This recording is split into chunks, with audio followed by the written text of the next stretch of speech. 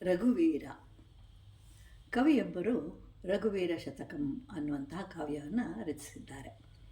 ಆ ಕಾವ್ಯವನ್ನು ಕೇಳಿ ಶ್ರೀರಾಮನು ಆ ಕಾವ್ಯದ ಬಗ್ಗೆ ಅವರ ತಾಯಿಯನ್ನು ಕೇಳ್ತಾನೆ.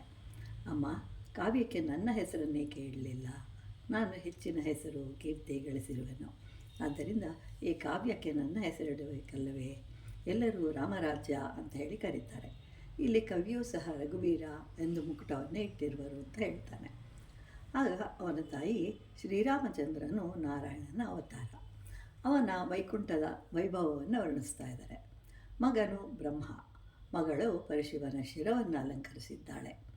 ರಾಮನು ಅವನ ವಂಶದಲ್ಲಿಯೇ ವೀರನು ಅಂತ ಖ್ಯಾತಿಯನ್ನು ಗಳಿಸಿದ್ದಾನೆ. ಆದರೂ ಎಲ್ಲರೂ ರಘುವಂಶ ಅಂತಲೇ ಕರೀತಾರೆ ಹೊರತು ಯಾರೂ ರಾಮನ ವಂಶ ಅಂತ ಕರೆಯೋದಿಲ್ಲ.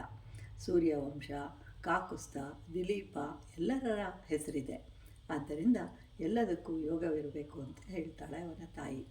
ನಾರಾಯಣನು ಹಾವಿನ ಮೇಲೆ ಮಲಗಿದ್ದರೂ ಯೋಗ ನಿದ್ರೆಯಲ್ಲಿರುವನು. ಅಂದರೆ ಹಾವು ಜೀವನ ಅಂತ ಭಾವಿಸದೆ ನಿನ್ನ ಜೀವನವು ಆತ್ಮನಿಷ್ಠೆಯಲ್ಲಿದ್ದರೆ ನೀನು ಸಹ ಆನಂದವಾಗಿರುವೆ ಅಂತ ಹೇಳ್ತಾಳೆ ರಘುವೀರನ ತಾಯಿ.